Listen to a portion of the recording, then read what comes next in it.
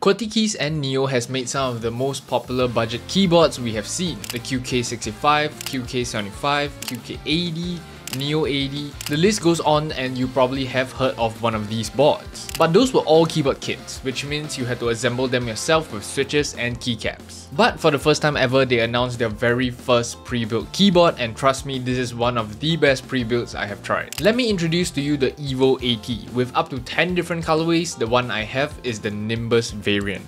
The price starts at $169, and I believe they made this with a very different target audience, the ones who love QK or Neo boards but never dared to buy and build it themselves. Anyway, to start off with accessories, we have a user manual, braided USB-C cable, keycap and switch puller, wireless receiver, extra gaskets and extra switches. For the keyboard itself, as I mentioned before, this is the Nimbus colorway. You have your normal TKL layout with F13, definitely very refreshing to see a change of layout compared to the usual pre-built 75%. The side profile on the board goes really hard. For a $170 keyboard, the amount of detail in this case, this type of design would have easily been a $300 keyboard 1 year ago. We have a very clean back design as well that provides for a very nice contrast to the case. QK always had really good designs on their cases, and this does not disappoint. Now, the most important part of the entire video.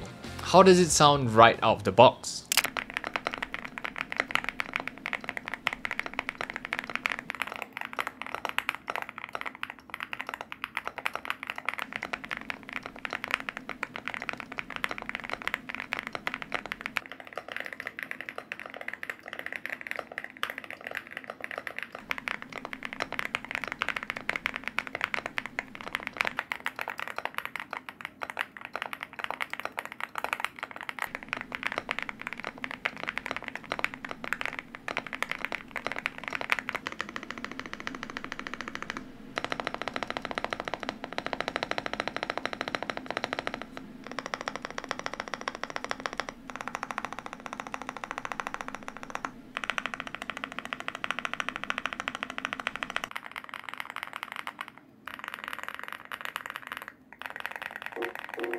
Absolutely crazy. The keyboard has a really soft tone to it, it sounds really soothing, and it is extremely comfortable to type on. The stabilizers are pre-looped really well. If you're a beginner looking for a QK board, here you go. Anyway, we move on to what's inside the board because there are a ton of features jam-packed into it. The keycaps pre-installed are die-sub PPT, and the switches I have are the old linear switches. Now, one of my favorite features that has recently been popularized, the ball catch system, which means for disassembly or assembly, we simply have to push or pull on our top case. Accompanied with a magnetic daughterboard connection, it basically takes about 5 seconds to disassemble the whole case. Now, let's have a look at what's inside, and realistically, you do not have to do this. Like, if you're buying this because it's a pre-built, you don't have to open it up, you don't have to do all these things I'm doing. I'm just doing it to show you guys what's inside the board. So here is our weight that houses our daughterboard and two 4000 mAh batteries. Yes, so the board has triple mode connection, Bluetooth, wired, and 2.4 GHz. On our bottom case, we have our leaf spring mount. This got really popular ever since I believe our labs introduced it and mainstreamed it. For dampening, we have case, PCB plate, and PE foam. Now for our plate, we have a palm plate. So basically there are two different plate options and they are paired with their respective switches, I would say. Basically the old switches and the palm plate are paired together to form a THOC configuration. So when you're picking your board and you choose the THOC configuration, you would end up with a palm plate and the old switches. But they also do provide a clack configuration which has the Azuri switches with a FR4 plate.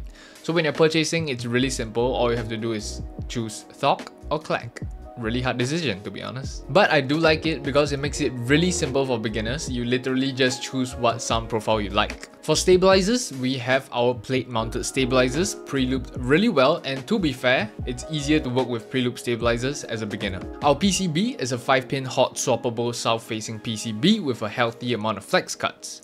Realistically, the keyboard is perfectly fine the way it is and it doesn't really need upgrades. But I decided to try a little experimenting with the board. I decided to try a completely foamless build on this board. And typically, the building experience on a foamless build can be really tough at times, but surprisingly, it's a pretty easy foamless build on the Evo80. And not to mention, the ball catch system and magnetic daughterboard makes it extra simple.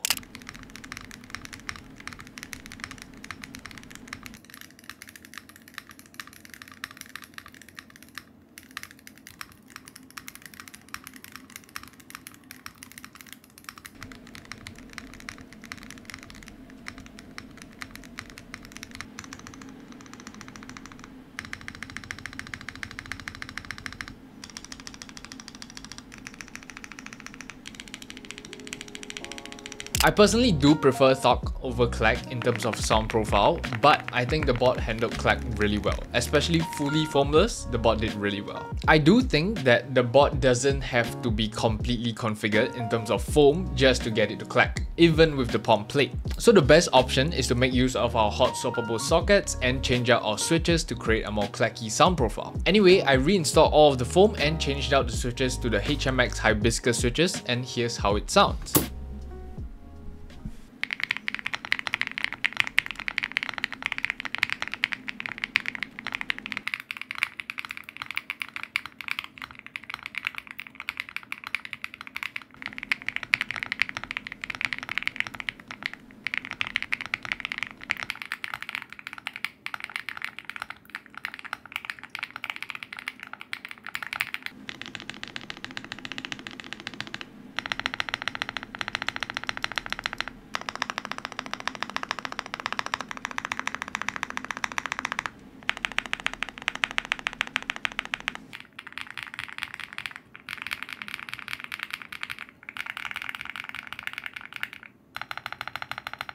That was pretty good. Now, they did state that Evo80 was made for a completely different set of target audience compared to their usual audience. It's not made for those hardcore enthusiasts who have like 5 keyboard kits. It's more for those who are beginners or those trying to upgrade to a more premium keyboard. And they did a really good job with all the features it has: the ball catch system, the magnetic daughterboard, the leaf spring mount. It basically future-proofs the board for the user. In the future, when they're more comfortable with custom keyboards and want to upgrade or customize the board, all those features will come in really handy. And one of my favorite parts about Evo80 is the way they pad the switches with the plate.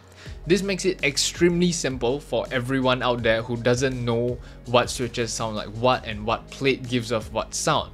Basically, all you have to do is choose THOC or clack, the two monsters in our current keyboard trend. And to top it all off, the board looks extremely good. Like, I really can't get over the side profile of this keyboard. All in all, it's an easy recommendation from me to anyone who wants to upgrade to a more premium board, or maybe you're just trying to get a present for the keyboard guy in your friend group. So definitely do check it out. I have it linked down below. They have a ton of vendors based on your region. So aside from that, we have come to the end of the video. I hope you guys enjoyed this video. Comment your thoughts on the Evo80 down below. I personally think it's a 10 out of 10. Like this video if you enjoyed this video, subscribe if you enjoy my content, and I'll see you guys in the next one.